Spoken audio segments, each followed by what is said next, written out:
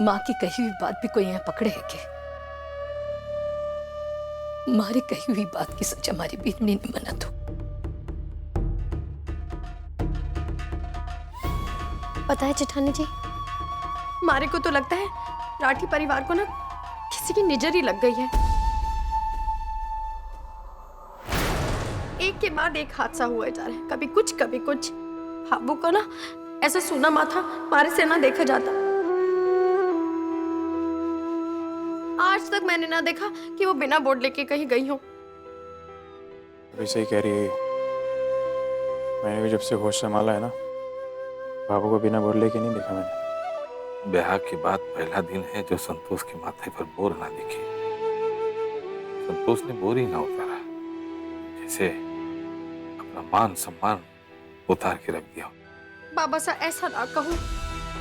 मैं तो एक काम करती हूँ, मैं तो अपने पहाड़ी वाले बाबा से ना मन्नत मांगने जाती हूँ कि हमारे पहाड़ी वाले बाबा कुछ ऐसा जादू टोना कर दो कि बाबा बस बोडला पहन ले बस।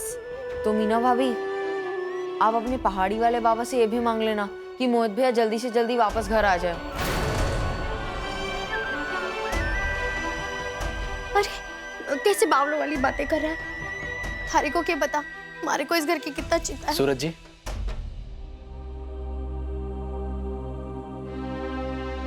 जाके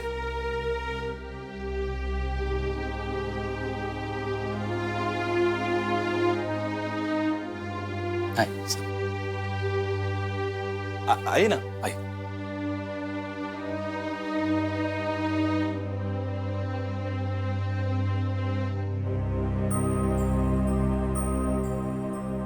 कैसे हो जाकिर? अच्छा हूँ। आज मिली जाके जरा शरबत तो बनाओ। नहीं सूरज जी, मैं नहीं पीऊंगा। कोई बात नहीं, गर्मी है। नहीं सूरज जी, मैं नहीं पीऊंगा, थैंक यू। बट एक्चुअली आज ऑफिस में जो मीटिंग हुई थी उसी के बारे में बताने आया था। आज मेरी मीटिंग एसपी साहब से हुई और ऑफिस के जितने भी वरिष्ठ अधिकारी हैं उनके साथ, और उनके सामने मैंने संध्या के बारे में जो आपने जो लेटर लिखा था वो पेश किया। उसके बारे में काफी लंबी चौड़ी बहस भी हुई थी। और तो क्या कहा आपके बड़े साहब ने?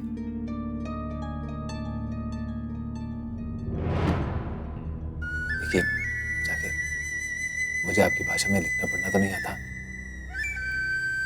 मेरे दिमाग में तो जो आया मैंने बस लिख दिया। पता नहीं वो मेरी बात को कितना सही समझे और कितना गलत। सूरज जी, भावना भाषा से कहीं ज्यादा अहमियत रखता है। और आपके लेटर में तो आपकी सादगी और सच्चाई जुड़ी हुई थी। एक पति की अपने पत्नी के मान को वापस दिलाने की एक नेक इच्छा जुड़ी हुई थी। पढ़े लिखे लोगों के लच्छेदार शब्दों में आपको बड़े बड़े शब्द मिल जाएंगे, लेकिन कई बार आप जैसी तड़प नहीं मिलेगी। मैं आप सबको यह बताना चाहता हूं कि सूरज जी के लेटर की वजह से लगभग सारे अधिकारी ये सोचने के लिए मजबूर हो गए हैं और ये तय किया है कि संध्या को एक और मौका मिलेगा अपने आप को साबित करने का।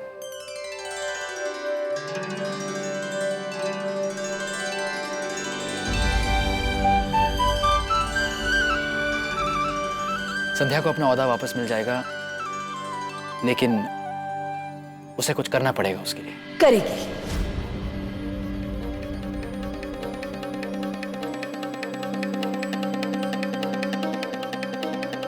हमारी बेनी जरूर करेगी।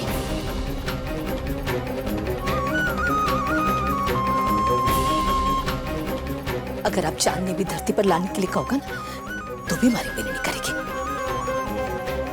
आप सिर्फ बताओ हमारे को क्या करना है। बाबू, अगर संध्या अपना एएसपी का ओहदा वापस चाहती है तो उसे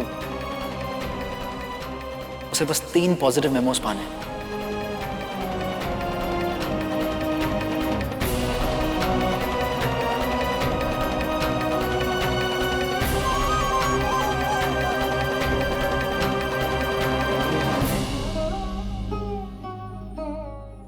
आप के बोलिया ना, मारी समझ में ना आयो।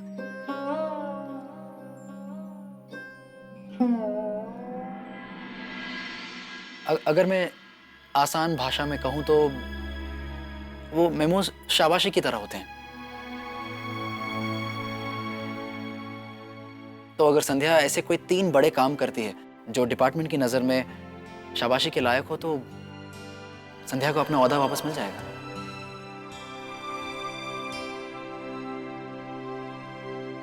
जाकिर जी, मुझे लगे हैं आपका विभाग हमारी संध्या भिंदड़ी ने पहचान ही को नहीं पाया। वो तो जठे भी जावे है ना जाकिर जी, तालियां बजवाने का ही काम करे। बात बिल्कुल ठीक बोली है बाबा ने। 3 क्या 30 कारनामे करेंगे हमारी भाभी।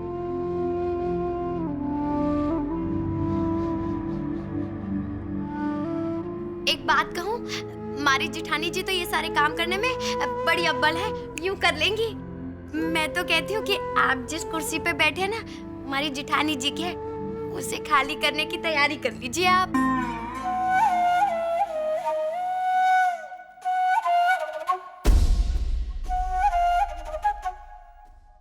बिल्कुल। नहीं, दरअसल तो कहने का मतलब ये है कि संध्या को उसका ओहदा दिलाने के चक्कर में हम आपके ओहदे के बारे में तो सोचना भूल ही गए। हाँ। देखिए, माफ कीजिए, आखिर सूरज जी, आपको माफी मांगने की कोई जरूरत नहीं है। इनफैक्ट इस पोस्ट के लिए संध्या मुझसे बेहतर ऑफिसर है।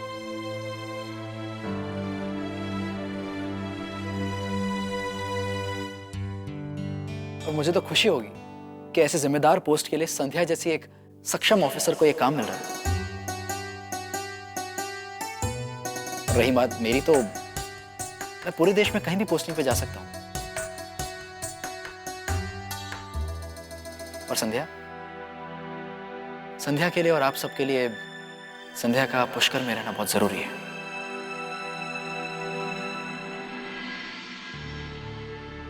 मैंने संध्या के साथ ट्रेनिंग ली है पूरे 11 महीने तक, और बखूबी जानता हूं मैं इसे। ये अपने सारे काम पूरी ईमानदारी और मेहनत के साथ करती है और आगे भी करती रहेगी।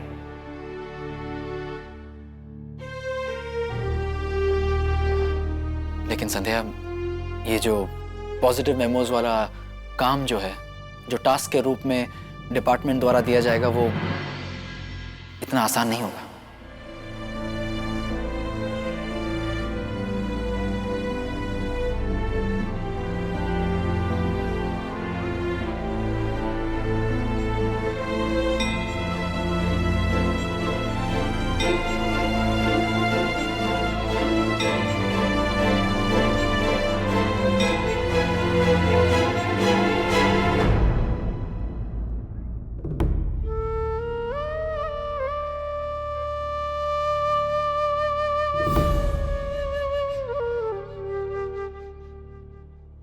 हे ठाकुर जी, आपने जो भी सजा देनी है ना मारे को, पर मारी बीननी ने इतनी हिम्मत दो कि वो 3 चुनौती पूरी कर सके। सूरज जी,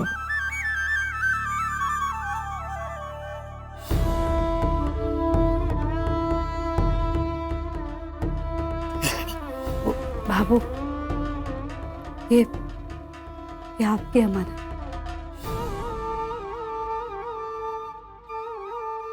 मुझे मिली सजा की जिम्मेदारी लेते हुए आपने ये बोझ अपने माथे से उतार दी। हम सब जानते हैं बाबू, ये बोझ सिर्फ एक कहना नहीं है आपके लिए, आपका आत्मसम्मान, आपका गुरूर है।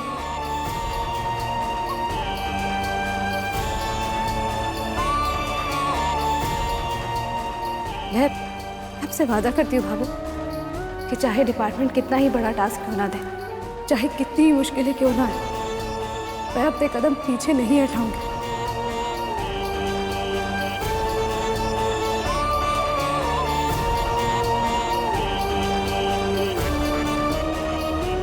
मुझ पर विश्वास कीजिए बाबू, मैं पूरा करके दिखाऊंगी। देखा, हमारी जेठानी है। और वैसे भी संध्या, आपका परिवार तो हमेशा हमेशा की तरह इस तपस्या में भी आपके साथ ही है।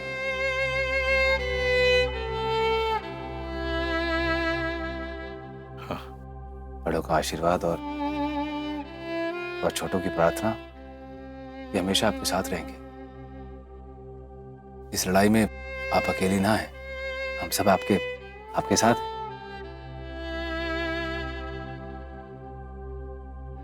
हाँ बिंदनी, हम सब थारे साथ हैं। मारे कुमारी भीरनी पर पूरा भरोसा है। आज तक तूने हमेशा हमारा सर गर्व से ऊंचा रखा है, आगे भी कभी नीचे नहीं होवेगा।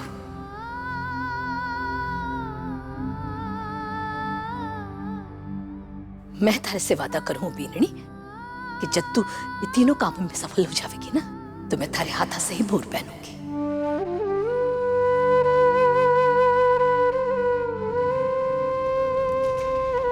पहनावेगी ना हमारे को बोल? जरूर पहनाऊंगी।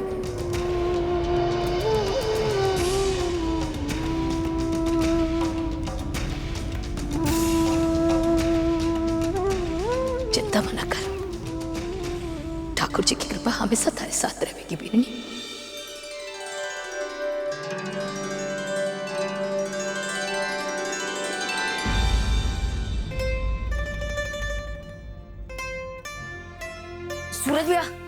सूरज भैया 10 रुपए दो ना। 10 रुपए? छोटू, अपनी दुकान में लाल रंग का कपड़ा था, वो पुजारी जी ने कहा है कि प्रसाद का नारियल ना लाल कपड़े में लपेट के रखना है, लेकिन लाल कपड़ा मिल नहीं रहा। सूरज भैया मैंने भी नहीं देखा। घर जाके ले आ तारी भाभी से। जा आके जा। सूरज भैया 10 रुपए तो दो।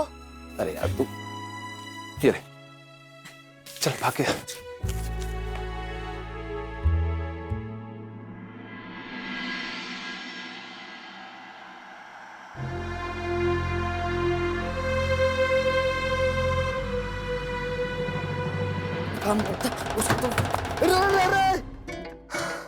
अरे छोटू मियाँ, अरे क्या कर रहे हो तुम? हैं ये राजधानी बन के फरफराते हुए कहाँ उड़े जा रहे हो? माफ करना लक्ष्मण भैया, मैं जल्दी से इसलिए आया क्योंकि भाभी साहब को जल्दी से संदेशा देना है। अरे हमसे बढ़िया डाकिया कौन बन सकता है? हमें बताइए, हम बता देंगे। बोलिए। सूरज भैया ने कहा है कि संध्या भाभी से एक अच्छा सा लाल कपड़ा ले आना। ले आओगे ना? हाँ हो जाए। हाँ, जाओ। मैडम जी को संदेशा। अरे बच गए तुम, थोड़ी देर बाद आके तुम्हें देखते हैं। मैडम को बोलना है जाकर के। अरे लक्ष्मण जी, अरे सुनो, आप ही को ढूंढ रही थी मैं। एक काम करो ना, जाके भंडारे से ना घी निकाल लो, मुझे कान्हा के लिए वो हलवा बनाना है। अरे सुनिए, अभी हम ना डाकिया बनाओ। हम सूरज जी का मैसेज देने जा रहे हैं मैडम जी को, उसके बाद आकर के आपका काम कर देंगे, ठीक है? अरे क्या संदेशा ही देना है ना जिठानी जी को? अरे मैं हूँ ना, मैं बता दूंगी। बताओ क्या संदेशा है? आप जाके मैडम जी से कहिएगा कि सूरज जी ने कहा है कि लाल कपड़ों में आना, वो भी फटाफट। अच्छा तो कोई बात नहीं ना, मैं बता दूंगी। तू जाके बस भंडारे से घी निकाल दो। हाँ जा रहे हैं, ये काम भी रह गया, वो काम भी रह गया, आज सारे के सारे काम रह गए। जेठ जी ने जिठानी जी को मिलने बुलाया है लाल साड़ी में। लगे है जेठ जी को लाल रंग बहुत पसंद है। संदेशा भी इस स्टाइल में देती हूँ।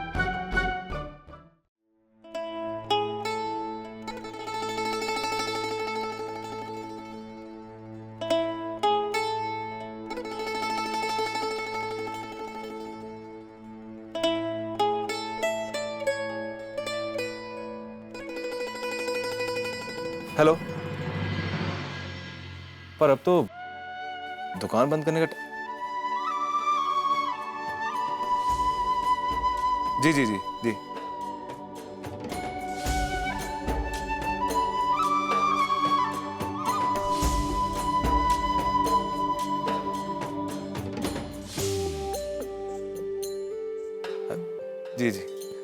काजू कतली, पिस्ते की बर्फी, रसगुल्ले, वो सब जा रहे हैं। वो पता नहीं सूरज जी क्या बोलना चाह रहे हैं, कुछ समझ नहीं आ रहा।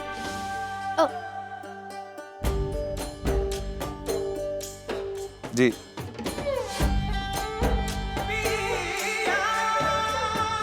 सूरज जी कुछ कहना तो चाह रहे थे, दुकान पर ही जाकर पूछ लेती हूँ ना।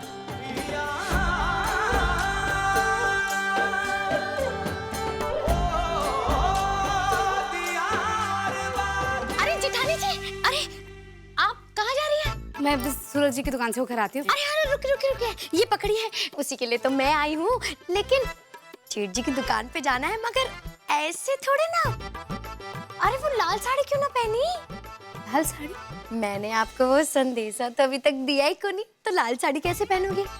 दरअसल ना जेठ जी है ना, उन्होंने आपको वहाँ पे दुकान पे बुलाया है, सच धज के बिल्कुल अप्सराओं की तरह, कुल सुंदर सुंदर बन के जाना है। और मीनाक्षी, सूरज जी दुकान पर मुझे ऐसे क्यों बुलाएंगे?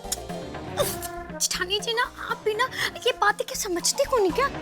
कल कितनी नाटक नौटंकी में टेम को नहीं मिलता ना, आप समझ रहे ना, टेम को नहीं मिलता, तो फिर आज बड़े मूड में आए हैं, तो मैं वो टीचर रोनर को भेज दूं तैयार होने के लिए। कौन?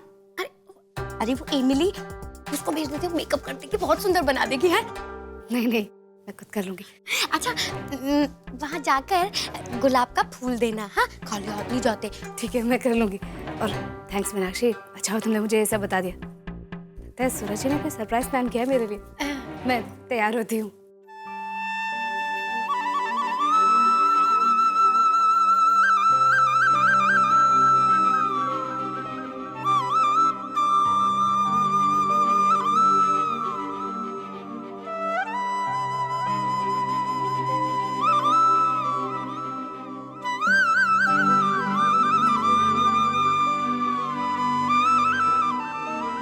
एक किलो के ना, 1 किलो के 50 डिब्बे आपके घर पहुंच जाएंगे मेहमान आने से पहले। तो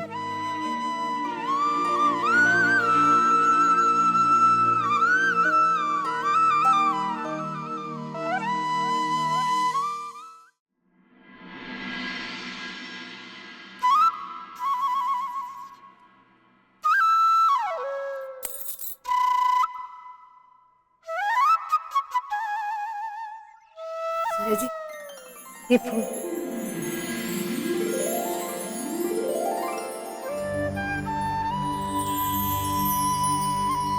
बताइए सूरज जी, मैं कैसी लग रही हूँ?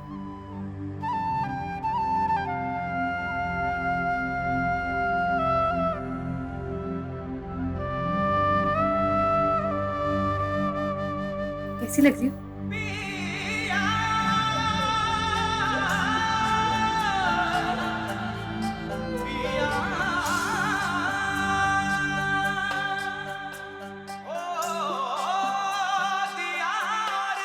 बताइए सूरज जी, कैसी लग रही हूँ मैं इस लाल साड़ी में? क्या बात है संध्या जी, आज तो बड़ा सज धज के आई हैं आप। कहाँ जाने का इरादा है? अच्छा जी, वैसे कहाँ से लाते हैं आप ऐसे नए नए सरप्राइज? लगता है आजकल आपका दुकान से ज्यादा ध्यान मुझ पे रहने लगा है। लेकिन मुझे अच्छा लगा सूरज जी, इसलिए तो जैसे ही आपका मैसेज मिला वैसे ही मैं बिल्कुल आपके मनपसंद तरीके से तैयार होकर आ गई।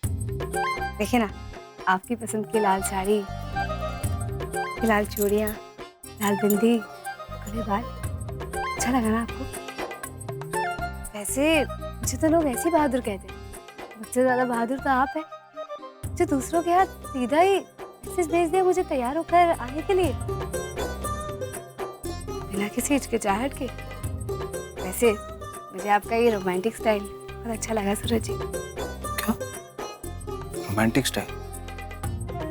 और आपको ये संदेश भेजा कि आप ऐसे तैयार हो क्या जी? ना ना संध्या जी, भला मैं आपको। सूरज जी, ज्यादा बनने की जरूरत नहीं है, मुझे खुद मीनाक्षी ने आकर बताया कि आपने मुझे लाल साड़ी में बनाव श्रृंगार के साथ तुरंत दुकान में बुलाया। संध्या जी, ये क्या कंफ्यूजन चल रहा है? मैंने नहीं बोला। अरे मैंने तो छोटू को वो।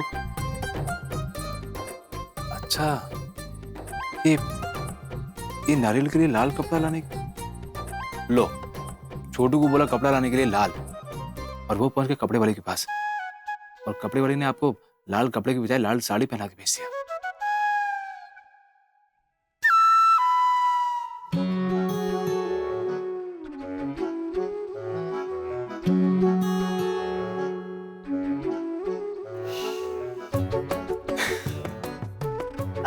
अब ज़्यादा हंसिए मत सूरज जी, इसमें मेरी क्या गलती है?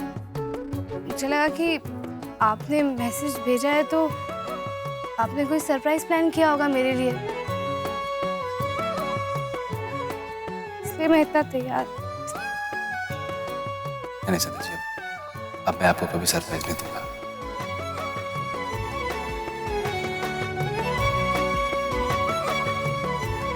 अब अगर ऐसा तभी है ना, मैं सीधा आपको आपके मुंह पे आके बोलूंगा।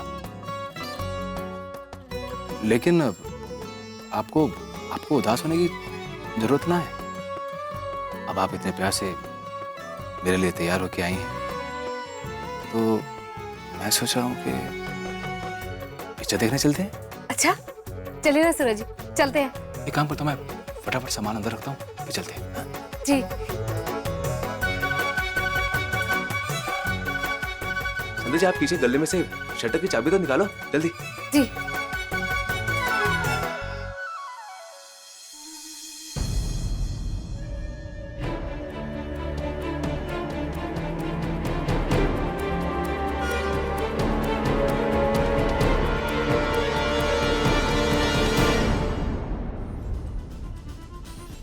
उस जीप हादसे से सूरज जी के मन को बहुत ठेस लगी है और शायद उन्होंने कभी गाड़ी ना चलाने का फैसला कर लिया है।